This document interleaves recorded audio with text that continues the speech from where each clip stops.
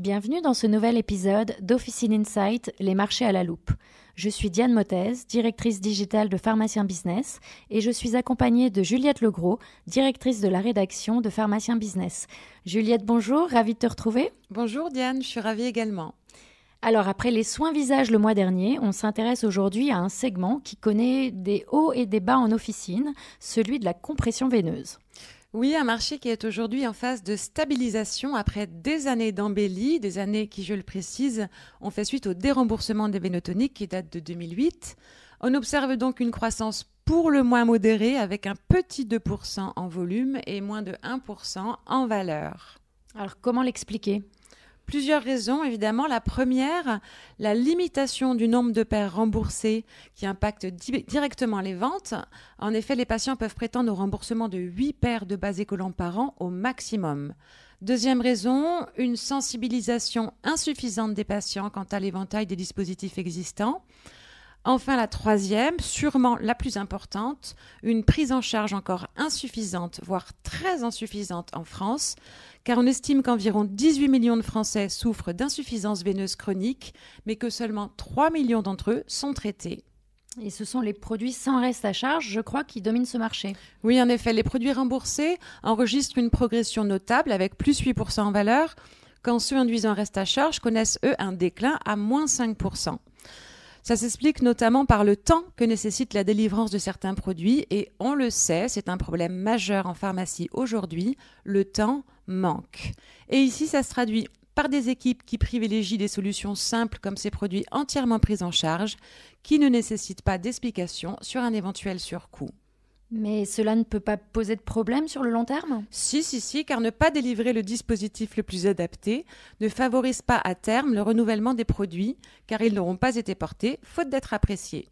On arrive donc au sujet de l'adhésion thérapeutique. Il faut comprendre que seulement 30% des patients souffrant d'insuffisance veineuse observent leur traitement. En revanche, ça ouvre de jolies perspectives. Prendre le temps de délivrer un bon produit aux patients leur permettrait d'être plus observants et du coup, le marché, lui, pourrait repartir à la hausse. Revenons un peu plus en détail sur ces produits. Quels sont les segments qui tirent leur épingle du jeu ? On est sur un marché segmenté de manière très franche et ce sont, et de loin, les chaussettes de compression qui dominent le marché et qui, en plus, poursuivent leur croissance. Elles représentent aujourd'hui presque 2/3 du marché en volume, contre un gros quart pour les bas et moins de 8% pour les collants, c'est donc bien tranché. Pourquoi ce succès du coup ? Le succès des chaussettes s'explique par leur praticité et par les évolutions vestimentaires. Les femmes portent plus de pantalons et ceci invite plus aux chaussettes qu'aux bas ou aux collants. D'ailleurs, les modèles qui se retrouvent dans le top 3 des produits sont tous des chaussettes et tous enregistrent des croissances à 2 chiffres. Alors, y a-t-il des évolutions, des innovations dans ce secteur qu'on pourrait penser un peu poussiéreux ? Oui, et heureusement, de toute façon, sans innovation, un marché s'effondre. Ici, ça passe par des références plus haut de gamme qui intègrent une dimension plaisir avec des matériaux plus confortables, des designs modernes, des couleurs plus tendances, mais aussi des facilités renforcées d'enfilage, et ça compte. On peut citer Sigvaris, Tuan ou encore Inotera qui ont récemment su innover. Cette montée en gamme est-elle suffisante pour contrer la concurrence en ligne aujourd'hui ? On entend souvent parler d'une fuite des patients vers les sites spécialisés. C'est un fait, les ventes en ligne connaissent une forte croissance, surtout sur les produits premium. Les patients semblent apprécier la possibilité d'avoir accès à l'intégralité de l'offre, de pouvoir comparer les modèles, les matières, les designs. Et même si c'est virtuel, le choix de l'offre et le confort de la commande en ligne sont de sérieux atouts. Mais les officines ont des arguments à faire valoir. Une mise en avant des produits en pharmacie, par exemple, permet de capter davantage d'attention. Certaines initiatives aident les patients à voir, à toucher et même essayer les produits. Ça crée une expérience client enrichissante et surtout, ça remet le pharmacien au centre du conseil. Un conseil qui reste essentiel.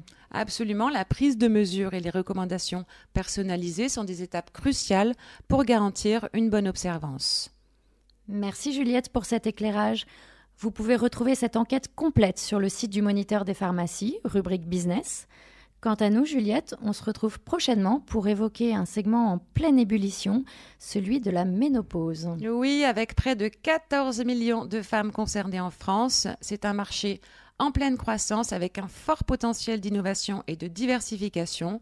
On en reparlera dans notre prochaine chronique. Alors, hâte de te retrouver et de vous retrouver pour notre prochaine chronique Officine Insight, les marchés à la loupe. Si ce podcast vous a plu, dites-le nous, un petit cœur, un commentaire d'encouragement, une suggestion d'amélioration. Nous y serons toutes les deux très attentives.